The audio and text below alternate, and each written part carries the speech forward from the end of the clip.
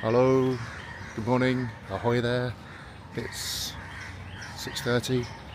We're about to go on a walk. We've just started it really.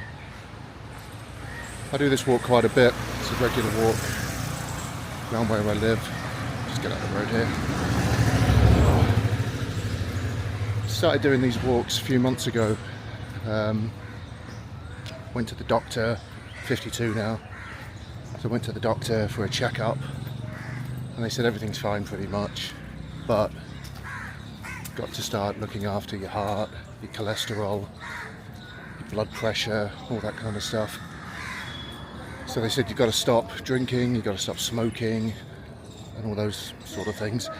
But I don't do any of those things. Haven't drunk for years, haven't smoked for even longer. So I told the doctor that and said, well, I don't smoke or drink. And she said, well then the only one thing that's causing that, to have your blood pressure this high, is stress. So she recommended I completely change my diet and start walking. So I started doing it at the gym, going to the gym and having uphill treadmill for way too long, about 30-40 minutes at a time. And it was so boring. It worked, but it was so boring. So I still do it, and I still go to the gym. Don't like it, but I still go. And I still do a little bit of the treadmill, but I started doing this instead, just going out and just walking. So this is one walk that I do. It's like about 5,000 steps on this one, and so I'll go out and do this, and then later on I'll go out and do another one. It's quite hard because I work in an office, so I'm supposed to go out for a walk every time I eat anything of an evening, but I don't do it because, well, I do if I can. It's boring, isn't it? But anyway, I started doing this walk, and it's one of a few that I do, and you're welcome to come with me. Join me where I'm walking. This is one of the streets I'll be walking down. I think you see it could be a bit treacherous, but as long as you keep your wits about you and watch where you're going, I'll probably fall over. I fell over yesterday actually. I went to a museum yesterday and I was walking through the car park, and they had this big vehicle in the car park as one of the exhibits, and I was walking along, and almost like a trap, just as you got to the end of the vehicle I was looking at, there's a bloody great big hole in the car park, and I fell down it. So there's loads of people all looking at this thing, and then I've gone straight over. But no harm done, no harm done. So as I say, yeah, I do these walks for health, for your heart and all that kind of thing, but a large part of it as well, as I find, is it's for your mental health, which I know is a bit of a buzzword at the moment. Everyone's going on about mental health, and everywhere you go there's someone saying, oh, this about your mental health and whatever. But it has really helped me, which I didn't realise I did have a mental health need, but we all have. But I think it's quite easy to just put it down and say, well, no I don't, I'm just getting on with things. I think in the society we live in, you're supposed to just carry on doing what you're doing and be busy and get on with it. But we all suffer from things. We all have our anxieties, we all have our problems and hang-ups, and I've really found that this has helped with it.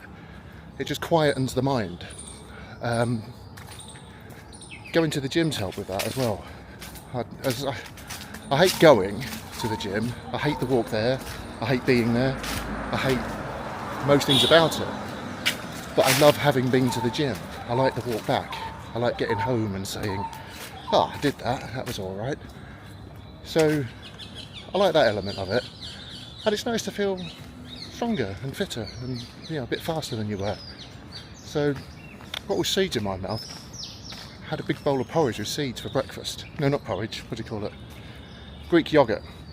Had a big bowl of Greek yogurt with fruit and seeds, and the seeds will appear for like 4 hours after I've eaten it. They're all around your mouth. What was I saying? So yeah, I go to the gym. I don't break any records in there. I'm not. It's more about keeping your blood pumping, I think. I keep my blood pumping. Keep my blood pumping. And there's also, and it's an element that I hadn't really considered before, it's the social element to it. So I go, and There's about, not many, about 4 or 5 people in there who seem genuinely pleased to see you when you go in, and it's just nice. It's nice. You go, have a chat with them, see how they're doing, see what they're up to, and it helps. It really does help. Which, I'm quite a solitary person really, so it's something I never really considered as wanting. I haven't done since I was a teenager, but I do now, and it's nice. And here's a little thing coming up here. I pass this all the time, and it makes me chuckle a bit. Look, there's this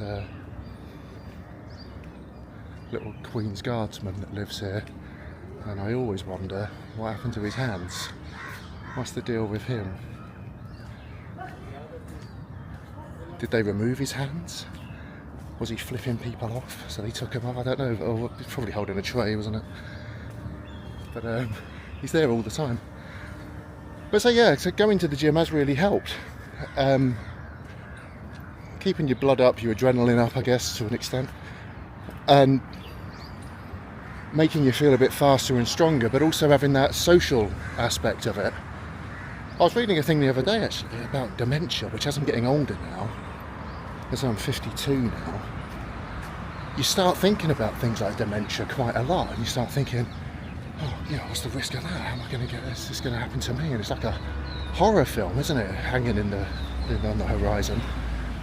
And one of the things it said was that people who don't socialise and people who don't mix and talk to people have a higher risk of getting dementia. So I thought, oh, bugger, that's me done. Because I barely speak to anybody. This is the most I've spoken in ages. And so I'm trying to incorporate that a little bit into my day. Having a little chat with someone. And so going to the gym, at the very least, helps with that. And I'm quite happy when I've done it. For a good day afterwards, actually. I don't go every day. I was going 5 times a week, but it's a faff, isn't it? I go about 3 or 4 times a week now. Only for an hour. Go in there, do a little bit. Just some basic weights, really. And then away you go. And yeah, it keeps you going for a bit.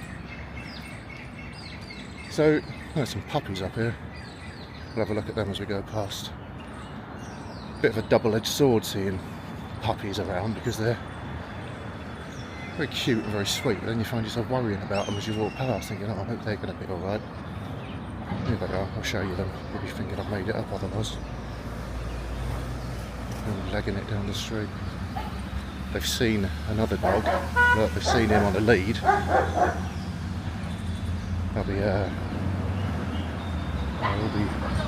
wanting to introduce themselves to him. He's having to go at the bin men. Hey, morning, man. Wow, you got some company there.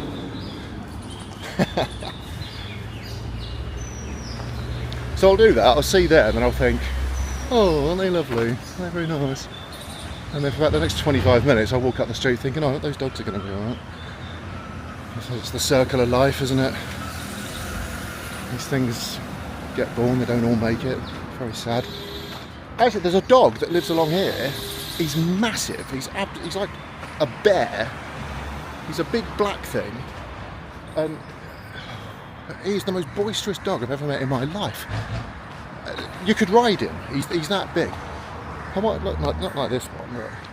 He's a happy old fella. Hello there. There's so many dogs living around here, and I find myself stopping and having a little chat with quite a few of them. So there is that kind of socialisation. I talk to animals, like Dr. Dolittle. The one that lives up here, he's almost double the size. Hey, money. He's like double the size of most dogs that I've ever seen. He's absolutely gigantic. And he runs at you. He doesn't bite you. He runs at you from like behind the back of your legs and whacks into your leg and tries to knock you over. I think he's probably done it once as someone was carrying food. And he's worked out that's quite a good way to get food. But I'm always on the lookout for heads on a swivel for him. But he's not about this morning. He's got like a gang that hangs around with him. And he has a shout. They have a shout over to him and over he comes. But yeah, he's not there today.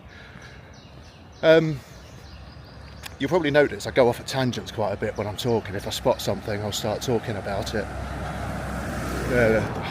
I always just thought that was a quirk or something that I do. I'll be talking, then midway through a theme tune will pop into my head, or a catchphrase. It's usually those sort of things. It'll pop into my head and I can't not say it. So it annoys people. It's really, I can see why people get bothered by that, but I've always done it, and I feel like I haven't really got much control over it. Hey, morning. So yeah, I just wrote that off all the time as something probably everyone does. And I assumed that everybody has permanent voices and music, catchphrases, all that kind of stuff going on in their heads. And then a couple of years ago, I got a new job.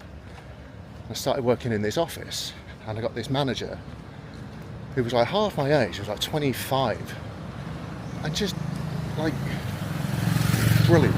There's too much sweet in my mouth. Just brilliant. One of the best managers I've ever had, possibly the best. She was unbelievable. And one day we were just chittle-chattling about probably why I hadn't done the work I was supposed to do. And she said, "Do you think there's any chance that you might have ADHD?" And I was not happy about that at all, because I'd just started hearing about ADHD. And obviously, when I was going to school in the 70s and 80s, it didn't exist, but not to an extent. Most things didn't, did they? Like, you know, most things didn't, like dyslexia and things like that, numerous other things. And so it just felt a bit like, oh, don't put me on that, don't try me with that one. No, I'm not looking for an excuse. I'm just not very good at admin work. So I said, no, absolutely not. And she said, "I think you have." And because of my reaction to it, saying, no, absolutely not, no. She said, well, actually, her term for it was neurospicy. She said, well, actually, I'm neurospicy myself. And I was blown away. I was like, oh, you're so responsible. I'd never worked in an office before, so that kind of people I'd never encountered. I was thinking, wow, she's so switched on and she's going places. How can she have ADHD, whatever it is? Anyway, she arranged for me to have an assessment. It's like unbelievably considerate of her. So she did, and this woman chatted away with me for what seemed like all afternoon, asking me all these questions. What would you say if this? What would you do if that? And I was thinking, oh God, and it was hard work. I was thinking, I don't really want to do this. But anyway, by the end of it, the woman said, I would absolutely certainly say that you have ADHD and numerical dyslexia, which again explained quite a lot of things, i.e. why I could barely count to 100 until I was in my 20s, and I just kind of thought that was normal. To this day, if you give me a long number that's got more than, a bit like a mobile phone number, if you give me one of those, I can't see it, and it's hard to explain it to people, but I can't see the number. So what I'll do is I'll get a piece of paper or my finger, stick it halfway across the phone number, and then I can see the first half of it, move the finger away, and see the second half of it. But it's like it's not that I can't see it as if it's a blank, it may as well be in Chinese. I'm like, what the hell is this? So yeah, that was a bit of a struggle. So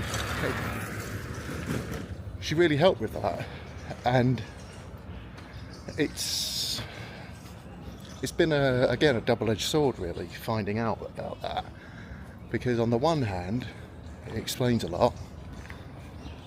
There's a lot of things that you think, oh, that's why I do that, and that's why I'm plagued constantly by theme tunes and catchphrases and things like that.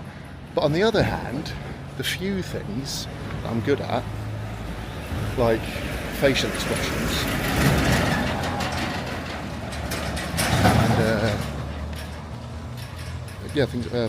facial expressions and vocal cadences, I'm really good at. Like if I'm talking to somebody and their face moves a little bit, the inflection of their sentence changes a bit, I know what's really going on. So they might be saying, oh yeah, this is very good, this is very... but I can tell it's not, and I think, oh blimey. Which has helped with a few jobs that I've had over the years. There's some more dogs up here. There's a load of them hanging around a bin. Obviously seen something in there they like. Yeah, so it helped with that. So I was always quite proud of that, thinking, oh, well, I've got this talent, I've got this thing I can do. So in a few different jobs over the years, I've had to interview people. And I'm all right at it, you know, I'd get through to what they were saying, and I'd understand what was going on with them, seemingly quite quickly. And then when you find out something like that, when you get this diagnosis, and they're like, yeah, what did I say like that? Let's say, yeah, you got ADHD. I was really annoyed because I thought, great, so the one thing I'm good at, I'm not good at. That's not does that count as a skill? If it's an affliction, if it's something that is a symptom, if you like, does it count? And I do like beating myself up, and I do like not being very nice to myself. And I felt it undermined or diminished any skills that I actually had. And I've had dozens of jobs over the years. You sort of, I'm pretty good at job interviews. So I'd get the interview, and then after a few months of doing it, I'd decide I'm terrible at doing this job. I'm absolutely awful. And I probably have been, to be fair. Most of them I've done, I've probably been a colossal failure at. But I don't care. I feel like, well, often I was doing it with the tools provided, and I do care, that's a lie, I'm just trying to sound cool. Really beat myself up about it quite a lot, thinking, I was terrible at that. But there's nothing I can do about it, is there? It's waters that you sailed through. And I've worked on a ship as well, actually. I wasn't very good at that either. I was a deckhand, bloody terrible at it. Could tie 3 knots badly. An engineer's panic knot was one of them. What was I saying? So yeah, that was the hey, morning guys. That was the ADHD thing. I got diagnosed with it, and I listened to a few podcasts about it, and I had to stop because I had to stop listening to the podcasts because they were really jolly about it, and they'd be saying, "Oh, hey, look at this. This is a bit of the pavement I walk up here. Look how thin that is." And about a week ago, I was walking along here, and there was a woman walking towards me. Like, believe it, look how wide this is. There was a woman walking along here pushing a motorbike backwards. She was pushing a motorbike backwards along here. I don't know why she was doing it that way. And so when she got to me, there's no way she could pass. So I said, "Oh, do you want a hand?" Because she was banging it every which way, left and right, banging it into the wall, banging it into, just knocking this motorbike everywhere. So I said, "Do you want?" It gets a bit noisy along here. I hope you can hear me. And I said, "Do you want a hand with that?" And she said, No. It's a birthday present for my husband." And I was like, "Oh, okay." So I said, "Well, where's your husband? Is he coming to get you or something?" And she said, he's just there. He was like behind me. I was like, "Why doesn't he walk up to the end of here and get the motorbike?" And she looked at me like I was mental. She was like, "Oh, it's his birthday." I was like, "Oh, okay." I had to climb over the railing here and walk in the road. Oh, I have this a lot. Interactions I have with people, like I'd say 9 out of 10 interactions I have with people are, I wouldn't say regrettable, but eventful and odd. I seem to meet, maybe it's a vibe I give off, I don't know. They say your vibe attracts your tribe, don't they? And maybe I just give off this thing where it's like, you know, if you're a bit alternative, but not in that way. Not the, in fact, those types, the traditional alternative types, they don't like me. You know, like the dreadlocked, not Rastafarian, but like a Glastonbury type. They hate me. Whenever they meet me, I think I give off something that they don't like, because they're always a bit like, "Ugh, I don't like this dude." I don't know what it is. I've come off the subject of ADHD for a bit, but I was, a few years ago, I was reading this thing about vibrations, and it really struck with me how everyone has got their own vibration, and I think they have. Because when you look at selections of people or groups of people, they the old saying, birds of a feather flock together. Well, I think there's a lot of truth in that. Because when you look at certain types of people who've all got the same sort of vibration, they're all together and they like each other. And I think that's why people like me struggle, because we give off weird vibes, weird vibrations, and I think it butts against people, because there's a lot of people that I meet who are just automatically angry when they meet me, and I think, oh blimey, what's the matter with them? And you don't want to ask them because you've just met them, so you can't say, hello, we've just met and I noticed that I really annoyed you. So I tend not to, but I walk off thinking, what was that all about? But who knows. Last time I walked down here, I was walking along and a water balloon flew out of, I won't point which one, but I think I know which one. A water balloon flew out of one of the balconies and hit me. And I looked up, there was no one to be seen, I could hear this little kid giggling. So again, heads on a swivel when you're around here, because they'll attack you. But this is like a student district around here, and they're generally very chirpy and nice. There's a bit around here during the day, I'll show you. During the day around here, you get a lot of students up and down here, and there's market stalls just along here, and they sell juices and things like that. And it's not just one, there's several stalls that sell food and juices and things like that. But it's quite a nice vibe along here. There's quite a nice, active, sort of youthful vibe. And I think there's a uni nearby or a college, and the students from that all sort of congregate around here during the day. And it's nice when you're older, I find. I never thought this when I was younger, but I think when you're older and you walk around somewhere and you see somewhere there's congregations of younger people. Hey guys, how you doing? Hey, good man. Sorry? Oh no, not yet. I just had one. I'm still a bit buzzed from my last coffee. See you soon though, take it easy. Yeah, you see congregations of younger people, and that's the sort of thing that happens actually. There'll be like students from around here, or they just live around here, and they'll offer you a coffee as you walk past. And coffee seems to be becoming quite cool. There's a movement recently, I don't know about all cities, but around here, towards coffee. Chai and tea is the big one, which I like. That's what I would personally have. But the coffee here is excellent. I'm not going to say where I am actually. I've not said yet, have I? I think maybe in later videos we'll discuss where I am. I think that would be a travel video then, wouldn't it, if you start talking about, oh hi, I'm here and this is what we're doing. I'm not doing that. I think where you're at is more important than where you are. And at the moment where I'm at is pretty good. Pretty good. It's probably the best I've been in many years. But yeah, that's that was the student district just along there, and there's a few more sort of food stalls that knock about around here. Sometimes when the fruit stalls are setting up down there, it reminds me a little bit of that film Rocky. You know, when he's running down the street and you've got the food vendors on either side, and one of them throws an orange to him and goes running. It reminds me a bit of there then. Early morning markets with fruit vendors always remind me of. Do you do that? Do you have like constant scenes from films that things remind you of? Quite often it's Rocky, to be honest with you, or Predator. I watched that the other day. Never not good. So what was I talking about? These little fellas here. Hello guys, good morning. Oh, he's not too sure about that sniff, is he? There's dogs everywhere. They're all over the place. They're obviously getting acquainted. First time I came here.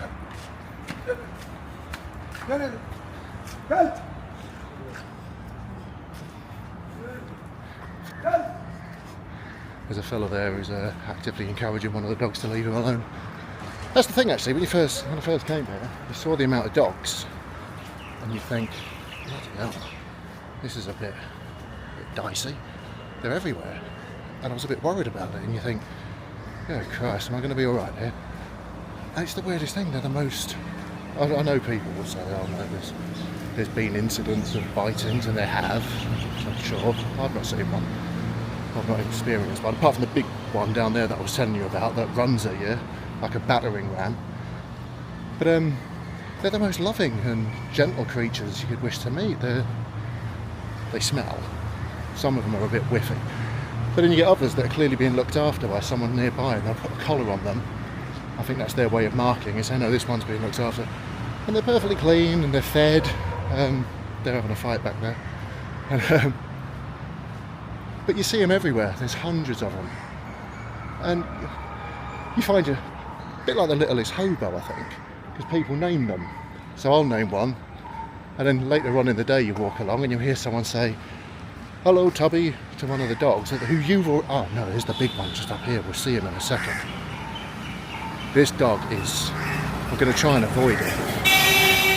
I haven't seen him for ages. Look, I'll show you him. There he is. So hopefully he's a bit distracted by that bin. I know what you're thinking. You're thinking, oh dear, look at all this rubbish. But it does get collected. So that truck we saw earlier, the orange truck, he'll be doing a round. And because this is luckily that dog back there, that is the one. He stinks. He absolutely stinks. Maybe because he runs around in rubbish dumps like that. But yeah, the rubbish truck comes around and empties all of them. So I've still not really carried on talking about ADHD, have I, which is an annoyance. I don't really think going forward with these videos there'll be much tangents, if is that the right word. I tend not to stick on track. It really does annoy people. I get really, really easily distracted. When I was at primary school, which was the last place in school I was actually any good, I think. Secondary school, good shot. Secondary school was a bit beyond me, I think. I just lost interest by then. But when I was at primary school, because I just couldn't concentrate, I've never been able to. I just can't do it.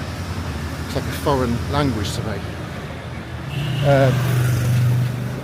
The teachers, Miss Sampson, she used to write in my report cards, Danny Daydream has been up to his tricks again. And it caught on, and all the teachers used to say, oh, Danny Daydream has been staring out the window all day again.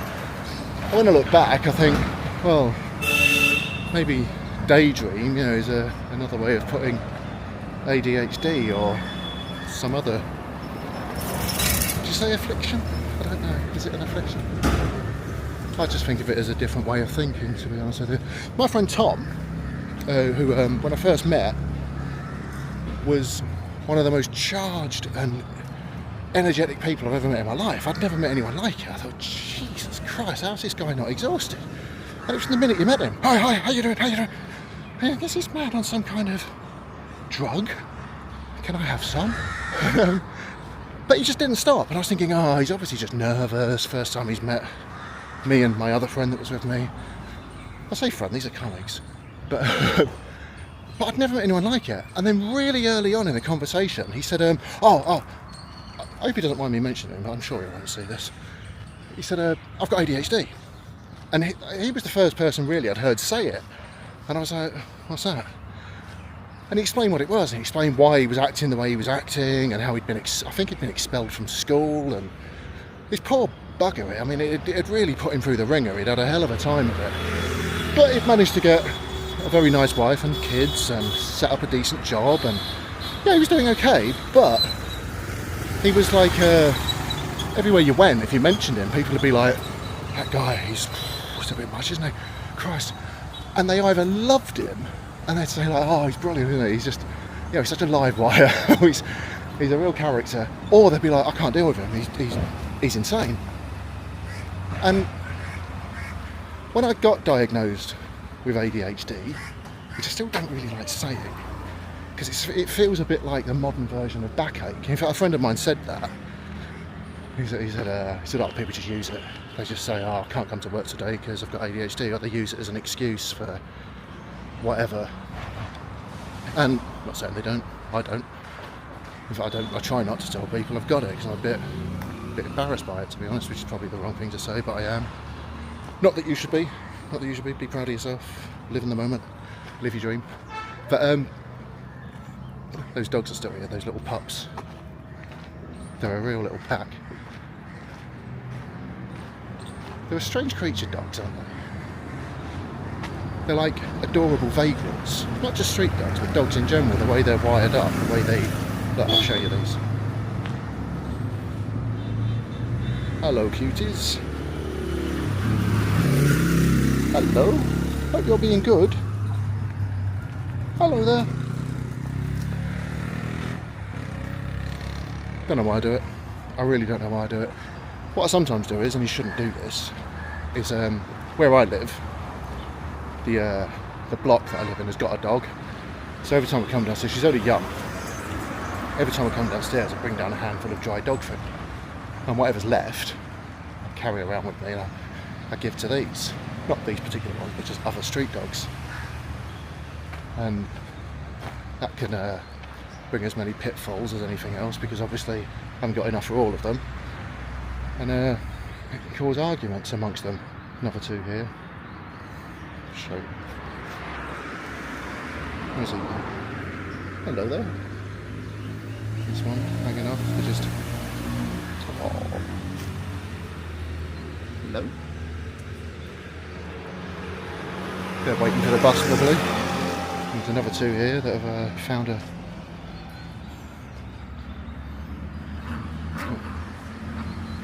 Having a bit of rough and tumble.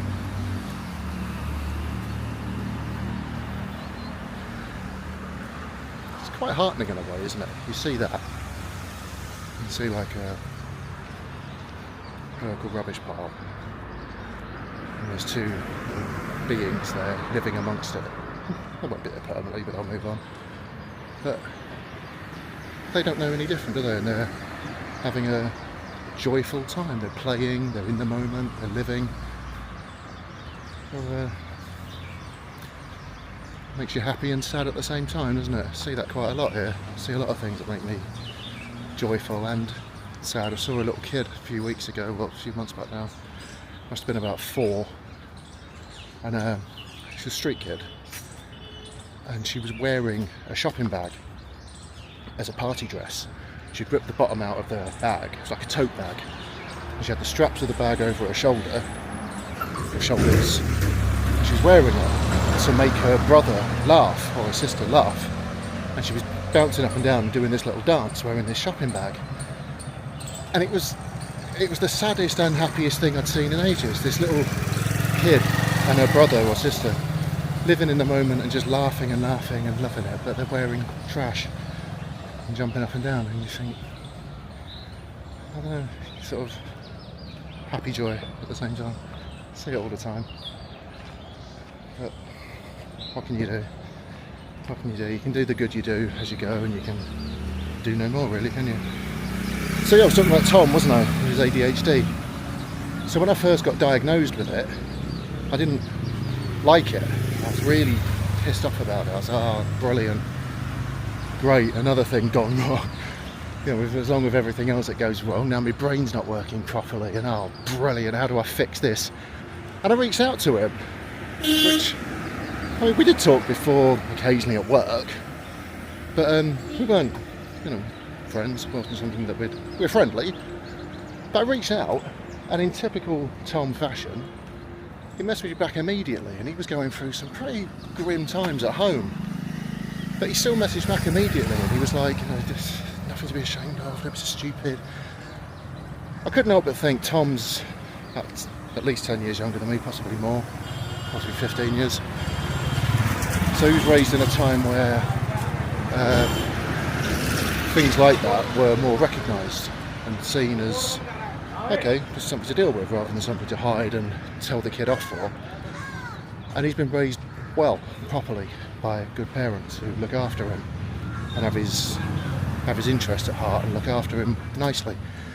But along with that, they've emboldened him, and he is so far from ashamed of what he's got.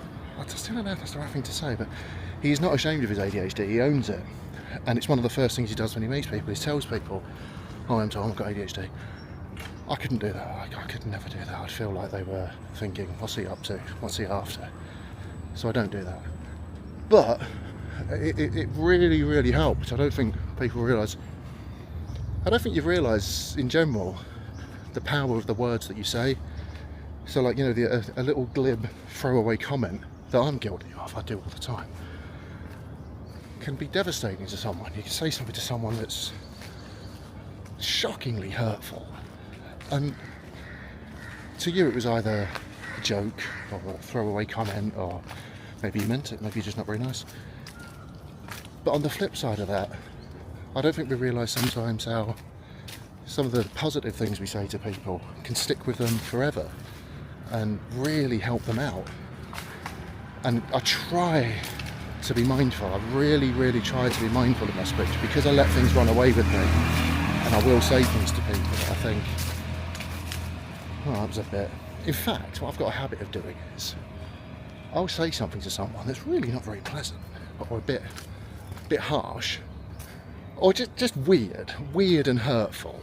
I'll do that, and then when they say, "Bloody hell, Dan, that wasn't very nice," I'll find myself saying, and I mean it, I'm not joking, I'll say, "Yeah, that wasn't very nice, but in my defence, I didn't know I was going to say it.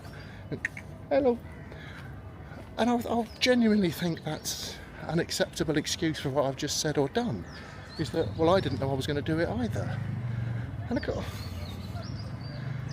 at the time I mean that, but with a cold head afterwards, you think, "Oh, a bit of a tosser really, you're acting quite quite appallingly." I don't then say, "Oh, it's because I've got ADHD."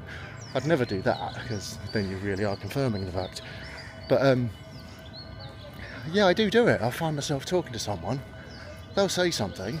I remember once, I was working in this play, I won't say who it was, it's years ago, but I got asked to go to a funeral, because this poor sod had lost someone, and he didn't have anyone else to go to the funeral with, so the boss was worried. So of all people, they asked me to go to this bloke's funeral of this guy's loved one. So I went. My ADHD was out of control then. I have taken measures since to sort of pull things into check. Anyway, I went to this funeral, and I turned up, great big church obviously, and loads of people there. I saw the guy that I knew. I walked up to him, I can't believe I did this. I walked up to him and I said, "Hi mate, you don't look very happy, what's the matter?" And he just looked at me like, "Oh Christ, not you." And he said, "This is the funeral of my best friend." And I went, "Oh yeah, of course, yeah." And then I went, And I wasn't being funny, I wasn't like, you know, trying to make fun of him. It was just that just seemed like the most relevant thing. This goes off every Sunday. Hundreds of kids come out of this all over the place, and they're a right bunch of hellions. They're like the little rascals that come out. There's one, he's like a little gang leader, and he dresses like a mixture between a 1950s Elvis and the Fonz, and they all walk behind him, and what he does is he's got a big quiff, and what he does is he walks up to you and he says, "Hey man," and he goes, "Hey buddy." He puts his hand out and says, "Shake hands man," and when you go to do it, he flips you off. I like that. I look forward to seeing him. When I see him, I pretend I haven't seen him so he can get me with his trick every time, and then all his friends think it's hilarious. They're like, "Oh, I got that guy again." What was I talking about? Oh yeah, this bloody funeral that I went to. I couldn't believe I'd done that. I sort of... Can you imagine? You're at a funeral of your friend or a relative, and some idiot shows up and says, "Hello, you're not looking the best of moods." And when you say, "Yeah, this is my best friend's funeral," they go, "Oh yeah, I forgot." I'd have just asked me to leave personally. I'd have said, "Look mate," he basically did. In fact, what he said was, "I really wish they hadn't sent you." And I had the nerve to be offended by that. I went, "Oh, that's not very nice. Oh, that's a bit..." So it's things like that I don't... Is that ADHD or is that just I'm being a prick? I don't know. Probably a bit of both, to be honest with you. I was younger then, and it was back in the days when I used to drink. And I think there was a lot to do with that, you know. I used to drink to quieten the ADHD, or what I didn't think of it as that. I just thought it was a noisy brain. So I found, and I thought, this is clever, this. when I go to the pub, which I'll talk more about pubs, 'cause I've got a real strong opinion about pubs. When I go to the pub, I'd have one pint and all the noise stops, and it was brilliant. Just all the noise, the voices, the music, the nonsense, all stops. And I'd be like, oh, bliss, nectar. So great, absolutely great. I'll have another one. Noise stops, great, lovely, still in the moment. I start finding things a bit funny. I start having a bit of a laugh and a joke with people. 3, 4, 5. It gets about 9 to 10 drinks, and it doesn't really have an effect on me as in I'm staggering around, but obviously I'm drunk. And then I'd go home, and then the depression would kick in, and that would last for anything up to 3 or 4 days. So, not ideal, not ideal. So I stopped it, and I would find that I'd get like I always used to compare what it does to your brain as a cutlery drawer. And for 4 days afterwards, my brain would feel like a cutlery drawer that somebody was just violently opening, the ching, ching, and you'd yank this drawer open and all the knives and forks out, and that was how my brain felt. And so I stopped ages ago, and I feel so much better for it. And I find that the weird comments and the weird responses to things stopped. So that was all good. Anyway, that was our first walk. Hope you enjoyed it. I did. It was one I'll do again. I'm back home now, so I think we'll call that quits for now. So until next time, thank you very much. Thank you for tuning in, and remember, walk tall.